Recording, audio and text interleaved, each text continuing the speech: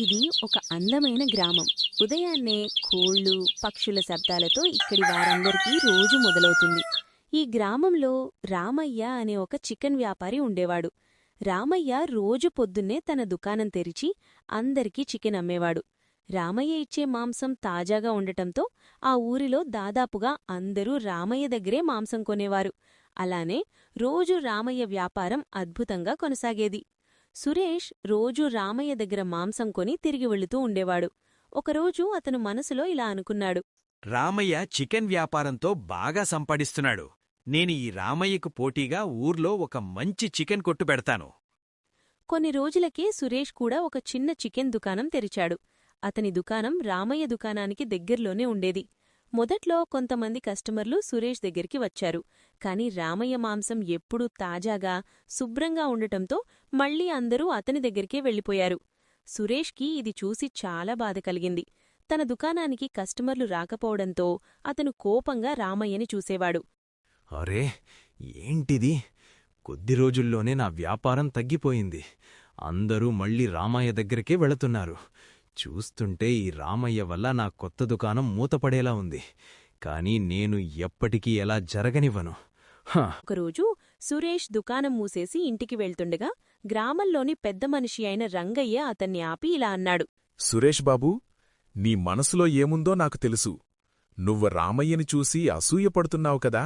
సురేష్ సిగ్గుపడుతూ తలదించాడు. రంగయ్య నవ్వుతూ కథ చెప్పడం మొదలుపెట్టాడు. ఒకప్పుడు ఒక చెట్టుండేది.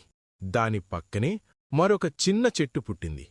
చిన్న చెట్టు పెద్ద చెట్టుని చూసి బాధపడేది. ఇది ఎంత పెద్దదిగా ఉంది, ఎంత గట్టిగా ఉంది. ఇది ఉండటం వల్ల నాకు ఎండా నీడా సరిగా దొరకడం లేదు అని అనుకునేది. కాని ఒకరోజు భయంకరమైన తుఫాను వచ్చింది. పెద్ద చెట్టు తన గట్టి కొమ్మలతో చిన్న చెట్టుని కాపాడింది. తుఫాను తగ్గాక చిన్న చెట్టు అర్థం చేసుకుంది, పెద్ద చెట్టు తనకు ఆటంకం కాదు, రక్షణ అని. సురేష్ ఆ మాటలు విని ఆలోచనలో పడ్డాడు. రంగయ్య మళ్ళీ, దూరపుడుక్కానికి చెట్టంటే పక్కింటి వ్యాపారం మనకు శత్రువు కాదు బాబూ. అది మనల్ని మరింత మెరుగ్గా చేయడానికి ప్రేరేపిస్తుంది. రామయ్య బాగా చేస్తున్నాడు కాబట్టి నువ్వు కూడా మరింత శ్రద్ధగా, మరింత శుభ్రంగా, మరింత మంచిగా చెయ్యి. అప్పుడు నీకు కూడా మంచి పేరొస్తుంది. ఆ మాటలు సురేష్ మనసుకు హత్తుకున్నాయి. మరుసటి రోజునుంచి అతను తన దుకాణాన్ని మరింత శుభ్రంగా ఉంచడం మొదలుపెట్టాడు. మాంసం మరింత తాజాగా తెచ్చేవాడు. కస్టమర్లతో మర్యాదగా మాట్లాడేవాడు. కొంతమందికి తక్కువ ధరలో కూడా ఇచ్చేవాడు. కొద్ది రోజులకే సురేష్ దుకాణానికి కూడా కస్టమర్లు రావడం మొదలయ్యారు.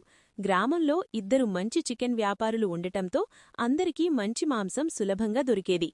రామయ్య కూడా సురేష్ని చూసి సంతోషించేవాడు. చిన్నపిల్లలారా, పక్కింటి విజయం మనకు శత్రువు కాదు, అది మనల్ని మరింత గొప్పగా చేయడానికి ఒక మెట్టు అని గుర్తుంచుకోండి. అసూయ కాకుండా ప్రేరణ తీసుకుంటే మనం కూడా గెలుస్తాం.